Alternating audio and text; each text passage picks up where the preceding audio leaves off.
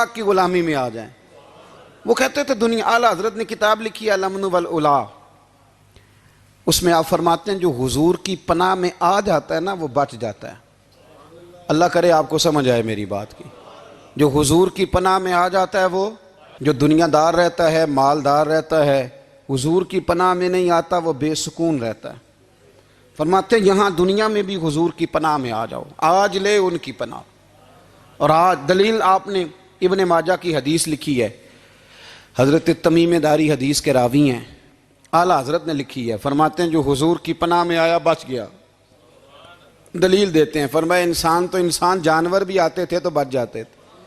حضرت تمیم داری رضی اللہ تعالیٰ عنہ فرماتے ہیں کہ ہم کھڑے تھے، ایک اونٹ دوڑتا ہوا آیا، نبی کریم صلی اللہ علیہ وسلم کے پہلے اس نے قدموں پہ سجدے کیے۔ صحابہ کہنے لگے حضور ہمیں بھی اجازت دیں، فرمایا وہ تو بے زبان ہے، اسے تو پتہ کوئی نہیں، پیش نظر ہے وہ نو بہار، سجدے کو دل ہے بے قرار، روکیے سر کو روکیے یہی تو امتحان ہے۔ فرمایا اسے کیا پتا، تم تو مکلف ہو شریعت کے، تمہیں اجازت نہیں ہے۔ اور اعلیٰ حضرت نے 2 ٹوک لکھا ہے، فرمایا سوائے خدا کے کسی کو تعظیمی سجدہ بھی حرام ہے۔ یہ نوٹ کر لیں میری بات۔ اور اعلیٰ حضرت نے فتاوی رضویہ میں لکھا ہے کسی قبر پہ جاؤ تو 4 ہاتھ دور کھڑے رہو۔ اللہ کرے آپ کو سمجھ آئے، کتنے ہاتھ؟ 4 ہاتھ دور کھڑے رہو، سورۃ فاتحہ پڑھو، درود شریف پڑھو، جس قبر پہ گئے ہو ان کی روح کو اصال ثواب کرو، ان کے وسیلے سے دعا مانگو۔ اعلیٰ حضرت فرماتے ہیں قبر کو سجدہ بالاتفاق حرام ہے، طواف قبر کا کرنا بالاتفاق حرام ہے، بوسہ لینے میں اختلاف ہے کہ جائز ہے کہ ناجائز ہے، لیکن بوسے سے بھی چونکہ شک پڑتا ہے تو فرماتے ہیں احمد رضا کی رائے یہ ہے کہ بوسہ لینے سے بھی بچا جائے۔ وہ آ گیا تو اس سے اگلی باتیں کرتا ہے، بس خاموش رہ، باادب رہ اور پیچھے رہ۔ تو حضرت تمیم داری کہتے ہیں یہ حدیث اعلیٰ حضرت نے لکھی ہے الامن والعلا میں، فرماتے ہیں کہ اونٹ نے پہلے سجدہ کیا، قدم چومے، پھر اس نے حضور کے کان میں کوئی بات کہی۔ روزے دے دوالے نے غلامہ دیاں ٹولیاں، ایک پہ سن دے کروڑاں دیاں بولیاں، یعنی اونٹ نے بات کی تو حضور نے وہ بھی سن لی۔ اعلیٰ حضرت کہتے ہیں جو پناہ میں آتا ہے بچ جاتا ہے۔ کہتے ہیں رسول کریم نے نا اونٹ کی پشت پہ ہاتھ پھیرا اور اللہ کے محبوب فرمانے لگے فکر نہ کر، اب تو آ گیا ہے نا تو جیسے تو کہے گا ویسے ہی ہو جائے گا، جیسے تو کہے گا ویسے ہی۔ ابن ماجہ میں موجود ہے، پر میں چونکہ فاضل بریلوی رحمۃ اللہ علیہ کی کتاب سے پیش کر رہا ہوں الامن والعلا سے، تو میں اسی انداز میں پیش کر رہا ہوں جس انداز میں وہاں ہے۔ حضرت تمیم داری کہتے ہیں کہ ہماری سمجھ میں بات کوئی نہ آئی، تھوڑی دیر گزری تو کچھ لوگوں نے ہاتھوں میں رسیاں پکڑی ہیں، خنجر پکڑے ہیں، دوڑے آئے، یا رسول اللہ یہ ہمارا اونٹ ہے۔ حضرت تمیم داری کہتے ہیں میں نے دیکھا کہ جب وہ آ گئے نا خنجر لے کے تو اونٹ حضور کے پیچھے چھپ گیا۔ آج لے ان کی پناہ، آج مدد مانگ ان سے، وہ حضور کے پیچھے چھپ گیا۔ تو کہتے ہیں کہ نبی کریم صلی اللہ تعالیٰ علیہ وسلم نے فرمایا کیا مسئلہ ہے بھائی؟ یا رسول اللہ ہمارا اونٹ ہے، ذبح کرنے لگے تھے دوڑ آیا ہے۔ تو حضور فرمانے لگے وہ تو تمہاری شکایت کر رہا ہے۔ وہ کہتا ہے یا رسول اللہ میں نے برسوں ان کی نوکری کی، برسوں میں نے بڑی نوکری کی۔ صحیح کہتا ہے یا رسول اللہ؟ ٹھیک کہتا ہے حضور، اب بوڑھا ہو گیا ہوں، تھوڑا زیادہ بوجھ نہیں اٹھا سکتا تو مجھے ذبح کر کے کھانا چاہتے ہیں، میں مرنا نہیں چاہتا۔ نبی کریم فرمانے لگے اچھے لوگ یہ صلہ دیتے ہیں؟ انہوں نے عرض کی حضور آپ حکم کر دیں، ہم اس کو چھوڑ دیتے ہیں یا رسول اللہ، نہیں ذبح کریں گے، خدمت کریں گے۔ حضور فرمانے لگے نہیں، اب میرے پاس آیا ہے نا، اب میں نے واپس نہیں کرنا، آج ہو گیا ہے، آج لے ان کی پناہ، آج مدد مانگ ان سے، آج ہو گیا یا رسول اللہ پھر رکھ لیں۔ حضور نے فرمایا نہیں بھائی پیسے بتاؤ کتنے؟ یا رسول اللہ نہیں کچھ نہیں۔ نبی کریم علیہ السلام نے فرمایا نہیں، بتاؤ کتنے، بتاؤ کتنے؟ انہوں نے کہا حضور ایک دفعہ ریٹ لگایا تھا تو 100 دینار لگا تھا۔ حضور نے فرمایا بلال دے دو 100 دینار، 100 دینار دے دیا۔ اعلیٰ حضرت فرماتے ہیں دیکھو ان کی پناہ میں آنے کی برکتیں کتنی ہیں۔ ان سے کہا تم جاؤ، وہ چلے گئے۔ حضور نے پشت پہ ہاتھ پھیرا، فرمایا جا تو آزاد ہے۔ حضرت تمیم داری کہتے ہیں وہ پہلے گیا پھر پلٹ کے آیا، اس نے نبی پاک کے کان میں کو بات کی، کئی باتیں کی، پر میں ایک بات کرتا ہوں، کئی باتیں کی، ایک بات کی تو حضور رو پڑے۔ اونٹ چلا گیا، ہم نے عرض کی حضور یہ کیا کہہ گیا ہے؟ تو محبوب فرمانے لگے یہ کہہ گیا یا رسول اللہ جس طرح آپ نے مجھے چھری سے بچایا ہے میں دعا کرتا ہوں اللہ آپ کی امت کو جہنم سے محفوظ فرمائے، اللہ جہنم سے بچائے آپ کی امت کو، اس طرح مجھے چھری سے آپ نے محفوظ کیا۔ اعلیٰ حضرت فرماتے ہیں کن چکروں میں پڑے ہوئے ہو، کن چکروں میں؟ پیسوں کی پناہ لیتے ہو، عہدوں کے پیچھے چھپتے ہو، دولت کے پیچھے چھپتے ہو، تعلقات کے پیچھے چھپتے ہو۔ فرمایا مصیبت آئے گی تو یہ سارے ہٹ جائیں گے، اگر پناہ لینی ہے تو مدینے والے محبوب کی پناہ لو، دروازے رسول پہ آؤ، نبی کریم کی بارگاہ میں جھکو، حضور سے پیار کرو۔ اعلیٰ حضرت فرماتے ہیں محبوب کا ادب کرو، رسول اللہ کی غلامی کرو۔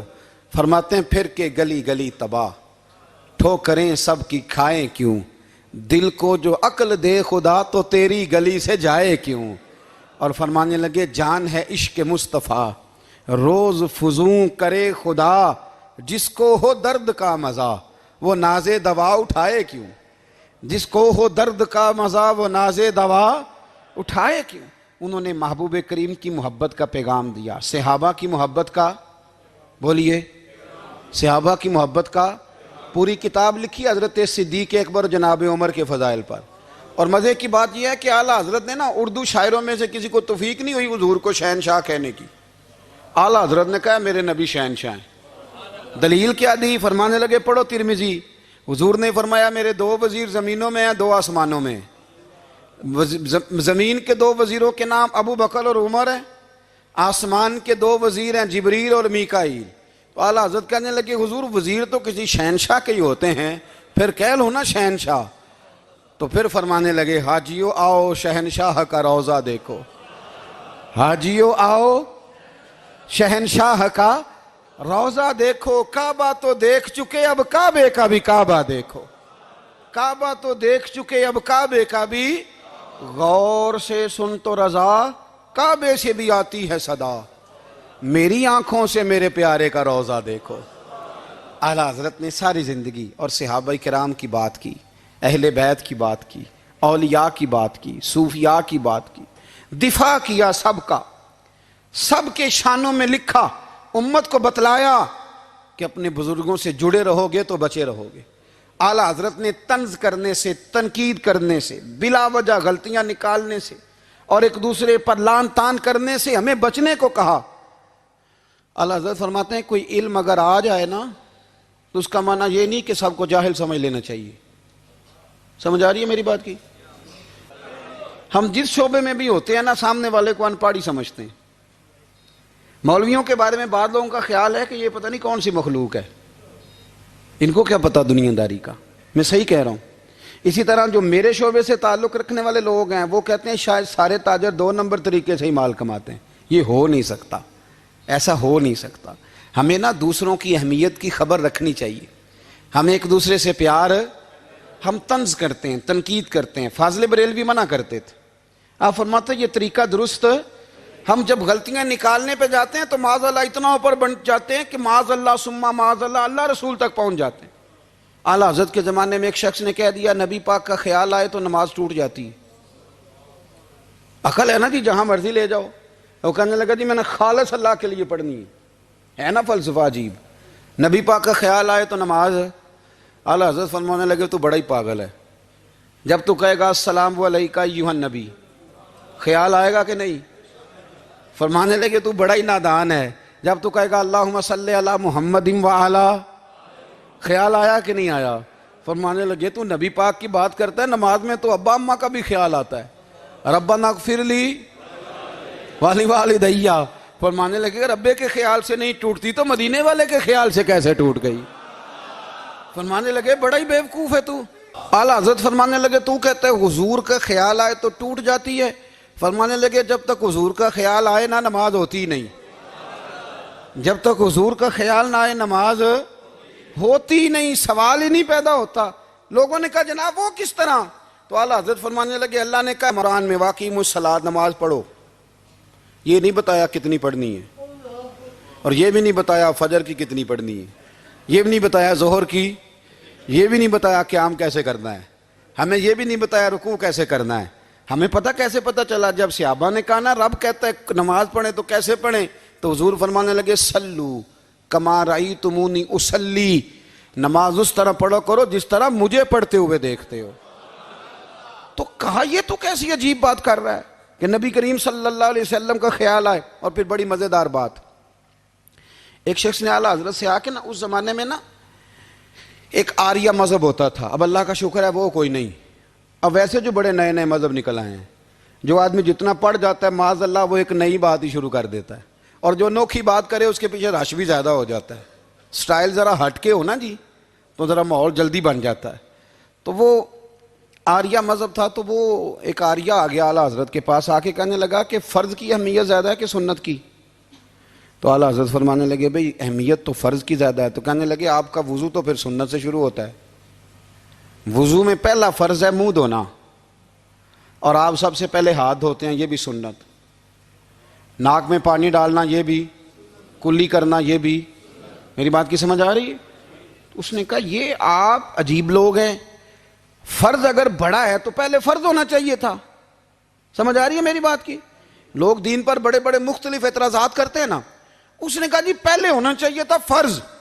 تو منہ دھونا فرض ہے، آپ نے گھٹنوں تک ہاتھ دھوئے، اب یہ جو آپ نے ہاتھ دھو یہ بھی سنت، کلی کری تو وہ بھی سنت، ناک میں پانی ڈالا تو وہ بھی سنت، تو آپ تو چوتھے نمبر پہ فرض ادا کر رہے.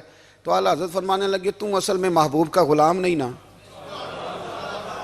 ہاں تجھے کیا پتا ہو یہ بات کیا ہے، تو بیٹھ جا ہم سے سن، ہم تجھے بتاتے ہیں. اس نے کہا جی کیا مطلب؟ فرمانے لگے یہ محبوب جو ہے نا ہمارے، یہ ہمیں بڑی جگہوں سے بچاتے ہیں، یہ بچا بچا کے فرائض تک لے جاتے ہیں. کیا مطلب؟ کہنے لگے حضور نے ہمیں کہا ہے کہ پہلے نا ہاتھ دھو لو، پتہ چل جائے پانی زیادہ گرم تو نہیں، منہ جالی نہ جائے، پہلے نا دیکھ لو. فرمایا پھر ناک میں ڈال کے پتہ کرا لو کہ اس میں سے بدبو تو نہیں آتی. سنت بھی ادا ہو گئی، پتہ بھی چل گیا بو تو نہیں آ رہی. اور فرمایا پھر منہ میں ڈال کے چکھ لو کہ بد ذائقہ تو نہیں. اب یہ 3 سنتیں ادا کر کے تم فرض ادا کرو گے تو اللہ بھی راضی ہوگا، اللہ کے رسول بھی راضی ہوگا. اور اگر آپ نے ابھی تک ہمارا چینل سبسکرائب نہیں کیا تو فوراً سبسکرائب کیجئے، ساتھ ہی بیل آئیکن پر کلک کریں تاکہ مزید آنے والی ویڈیو ہیں وہ آپ کو وقت پر ملتی رہیں. اللہ حافظ.